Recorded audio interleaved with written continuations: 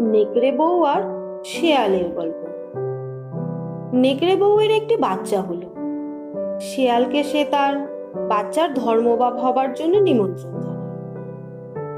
যে যাই বলুক না, শেয়াল তো আমাদের একরকম আত্মীয়ই, তাছাড়া বুদ্ধিমান, বিদ্যেও আছে। শেয়াল ধর্মবাপ হলে ছেলেকে আমার কিছু শিক্ষাও দিতে পারবে, বড় হয়ে বাছার তা কাজে লাগবে। শেয়াল শুনে বলল, ভালো মানুষের বউ, আমায় আপনি যে সম্মান দিচ্ছেন তার জন্য আমি বড়ই কৃতজ্ঞ। যা যা দরকার আমি তার সবই করব। আমাকে ধর্মবাপ নিযুক্ত করায় দেখবেন আপনি লাভবানই হবেন।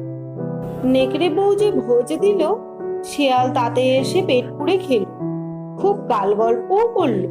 তারপর বলল, শ্রীমতী নেকড়ে, দেখুন, ছেলে মানুষ করা এক মস্ত দায়িত্ব।